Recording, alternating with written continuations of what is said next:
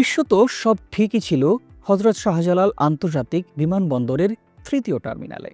তবে এই টার্মিনাল চালুর আগেই বেবিচকের নজরে আসে সব ঠিকঠাক, শুধু টার্মিনালে মোবাইল নেটওয়ার্ক নেই। এরপর থেকে শুরু হয় তোড়জোড়। দেশের প্রায় সবগুলো গণমাধ্যমেই খবর প্রচারিত হয় এই সংকট সমাধানে ভাঙতে হবে নবনির্মিত টার্মিনালের নান্দনিক সিলিং, স্থাপন করতে হবে মোবাইল নেটওয়ার্ক। অবশেষে বিষয়টি নিয়ে মুখ খুলেছে সিভিল এভিয়েশন কর্তৃপক্ষ। বিষয়টা নিয়ে তারা কি বলছে? আসলে কি তৃতীয় টার্মিনালকে ভেঙে নতুন করে মোবাইল নেটওয়ার্ক স্থাপন করতে হবে? কিভাবে এই সমস্যার সমাধান করবে সিভিল এভিয়েশন? নতুন টার্মিনালের নান্দনিক সিলিং কি সত্যি ভেঙে তারপর মোবাইল নেটওয়ার্ক স্থাপন করতে হবে? প্রিয় দর্শক, এই পুরো বিষয়টি নিয়ে আজকের প্রতিবেদন। আশা করি পুরো আয়োজনে সাথেই থাকবেন। আপনাদের সাথে আছি আমি শাহাদাত হোসেন।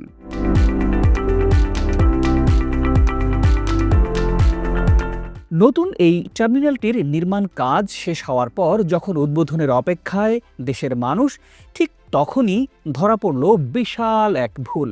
আর সেটি হলো নান্দনিক এই টার্মিনালের নকশাগত সমস্যা।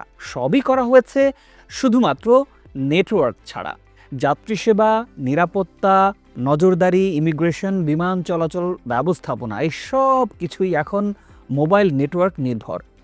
আর সেই নেটওয়ার্ক অবকাঠামোই তৈরি করা হয়নি এই নতুন টার্মিনালে। বিষয়টি নজরে আসার পর তত্ত্বাবধায়ক সরকারের শেষ সময়ে অর্থাৎ গেল বছরের 9 নভেম্বর বেবিচক একটা বোর্ডের জরুরি বৈঠক হয়।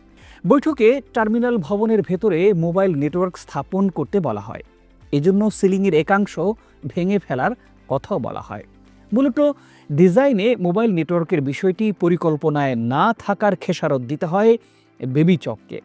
সংশ্লিষ্টরা জানিয়েছেন এতে কোটি টাকা গচ্চা যাওয়ার কথা সরকারের। এই ঘটনা জানাজানি হওয়ার পর দেশের প্রায় সবগুলো গণমাধ্যমেই খবর প্রকাশিত হতে থাকে।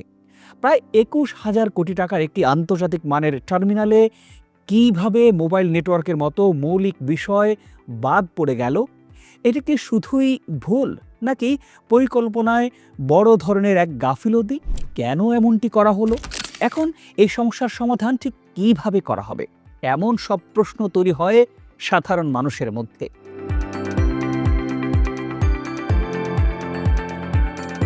নতুন সরকার ক্ষমতায় আসার পর এই টার্মিনালটি চালু করতে তোড়জোড় শুরু হয়েছে এরই মধ্যে। চলতি বছরের শেষ নাগাদ অর্থাৎ 16ই ডিসেম্বর কিংবা আগামী বছরের শুরুতে চালুর পরিকল্পনা নিয়ে কাজ করছে সরকার। এরই মধ্যে প্রধানমন্ত্রী তারেক রহমানও নির্দেশনা দিয়েছেন। এই টার্মিনালটি পরিচালনা করার জন্য জাপানি কনসোর্টিয়ামের সাথে এরই মধ্যে নতুন সরকার ক্ষমতায় আসার পর প্রায় 10টি বৈঠক হয়েছে। শেষ পর্যন্ত জাপানি কনসোর্টিয়াম আগামী 15 বছরের জন্য কাজ পাচ্ছে, এটা মোটামুটি নিশ্চিত হওয়া গেছে। তবে তাদের সাথে চুক্তি হতে আরও 3 মাস সময় লাগবে বলে জানিয়েছে বেসামরিক বিমান চলাচল কর্তৃপক্ষ।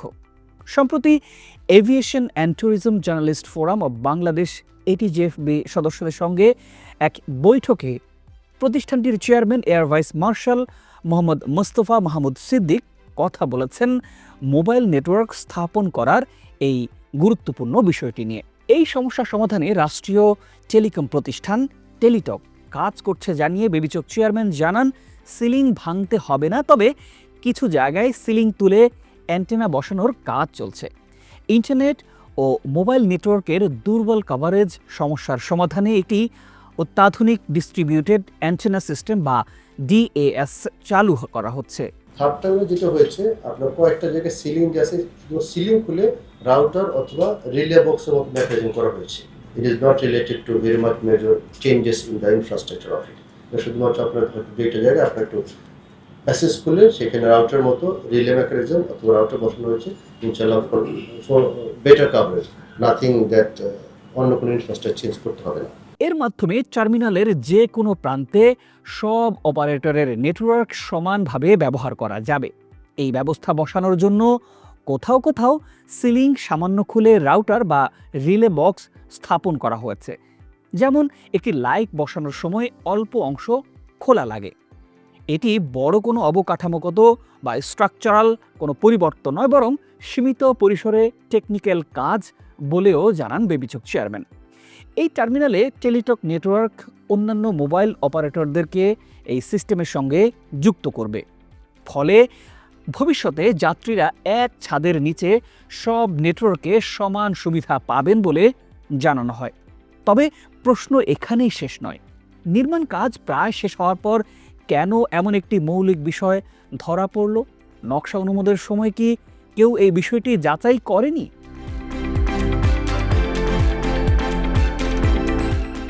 বেবিচকের ভেতর থেকে উঠেছে অনিয়ম ও পরিকল্পনার ত্রুটির অভিযোগ।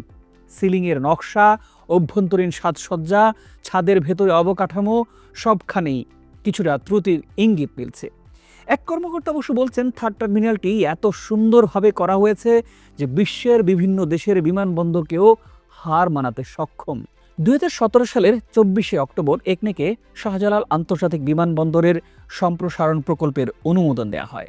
টার্মিনাল নির্মাণে ব্যয় ধরা হয়েছিল 20,398 কোটি 59 লাখ টাকা। অর্থায়ন করে জাইকা, নকশায়ন করেন বিখ্যাত স্থপতি রোহানি বাহারিন, নির্মাণ করেছে জাপানের সিমুজি ও কোরিয়ার স্যামসাংয়ের যৌথ উদ্যোগে এভিয়েশন ঢাকা কনসোর্টিয়াম।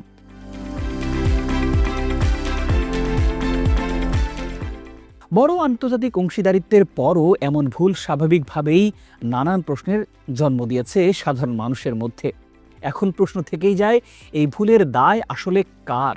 ভবিষ্যতে এমন ব্যয়বহুল প্রকল্পের পরিকল্পনা, এই অন্ধকার অধ্যায় কি আবারও ফিরে আসতে পারে? এই প্রশ্নের উত্তর এখন সবচাইতে জরুরি। প্রিয় দর্শক, আপনার ভাবনা জানতে চাই আমরা বিষয়টি নিয়ে। নিশ্চয়ই মন্তব্য করে আমাদের জানাবেন। আপনি কি বিষয়ে প্রতিবেদন দেখতে চান সে বিষয়টিও উল্লেখ করবেন। ভালো থাকুন, সুস্থ থাকুন। প্রতিবেদনটি ভালো লাগলে শেয়ার ও লাইক করতে পারেন।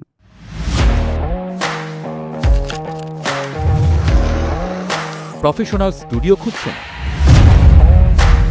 ঢাকার প্রাইম লোকেশন নয়াপল্টনে দেশ সমাচার স্টুডিও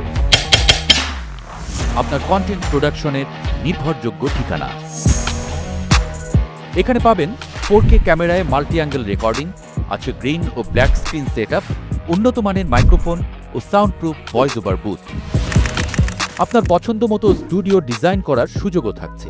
হযরত Shahjalal news content, talk show, interview বা পডকাস্ট যা কিছুই করেন এখানে পাবেন প্রফেশনাল সেটআপ আর ফুল এডিটিং সাপোর্ট। আপনার চাহিদা অনুযায়ী বুক করতে পারেন আজই। কল কিংবা হোয়াটসঅ্যাপ করুন এই নাম্বারে 01-720-210657। ভিজিট করুন আমাদের ওয়েবসাইট ও ফেসবুক পেজ।